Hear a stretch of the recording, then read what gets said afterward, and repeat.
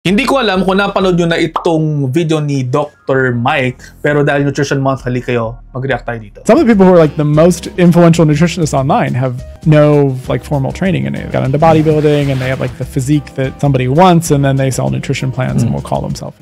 Review, pag-usapan natin yan. Ang taong nagsasalita dito ay si Kevin Platt, isang PhD at registered dietitian sa States. At sa tingin ko, tama siya. Kahit pa ilagay dyan ng kahit na sino na sila ay nutritionist, it actually does not tell you anything about the training. Lalo na sa ngayon, naglipa na yung mga nutrition coach trainings at yung mga kung ano-ano online. Sinasabi pa nga nung iba na pwede na daw ma-replace kami ng AI. Pero mga bodybuilders, halimbawa, na maganda yung katawan, tapos magbebenta na sila ng nutrition plans sa inyo at mga meal plans at mga kung ano-ano. Meron pang iba, mga kumpanya na nagsucertify ng mga kakilala nila ng pagiging nutrition coach, pero ang module nila ay hindi sapat para maging nutrition coach talaga. Ang nangyayari lamang dito, maling-mali at maaaring magdulot ng problema in the long run. Ilalagay ko po dito, ang practice ng nutrition and dietetics ay governed by the Republic Act 10862 or the Nutrition and Dietetics Law. Dito po sinasabi sa atin ang saklaw ng trabaho ng isang nutritionist dietitian at siya ay nag-undergo ng licensing under ng board. At ang sino man na mapapatunayan na gumagamit ng pangalang bilang nutritionist, and I quote, any word, letter, figure, or sign whatsoever tending to convey the impression that he or she is a nutritionist dietitian or advertising or indicating in any manner that he or she is qualified to perform the work of a nutritionist dietitian without holding a valid certificate of registration and a valid professional identification card as issued by the board, sa penal provision pwede po silang ma-fine of not less than 300,000 pesos and or imprisonment of not less than 6 months at the discretion of the court. Naku, ang bigat niyan, di ba? Bakit ganoon? Ganito po yan. This is actually to protect the public from fake information or false information about nutrition. Kasi di ba, siguro naman we have established already that nutrition is one of the foundations of health.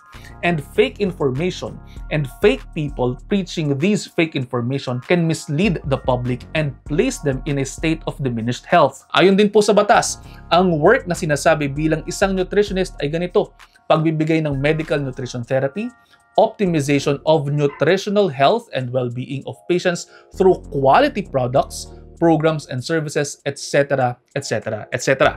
Pwede yung screenshot na lang yan. So kasama dyan po ang pagre-rekomenda ng mga produkto.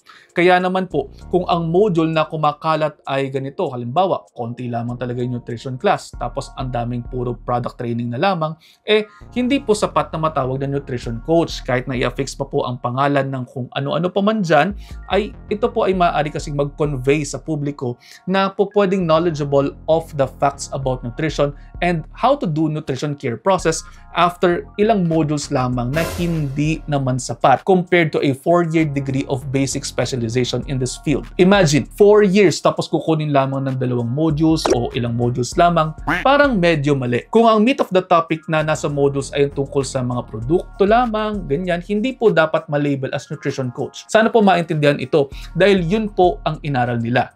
Kaya kung gustong maging lehitimo sa practice of nutrition sa bansa, go to college and get that license. Ngayon po, ano ang punto ng video na to? Ang punto po nito ay kung kinakailangan po ninyo ng tungkol sa nutrition, go to a registered nutritionist dietitian. Para lamang din po yung mga may problema, halimbawa kayo sa mata. Saan ang punta ninyo? Tanong ko po sa inyo. Comment down below. Kapag ka ang problema sa mata, saan po punta nyo? Sa ophthalmologist or sa orthopedic? O di ba simple? Sa ophtha. Kung kayo po ay nabalian ng buto, may fracture kayo, saan po kayo pupunta? Sa orthopedic o sa derma? O di ba sa ortho? Kaya kung may problema po kayo sa nutrition, sa nutritionist dietitian po ang punta ninyo. Ganun lamang po yun kasimple at ka-logical. And this is, again, to protect the public from false information na maaaring makasama sa inyo.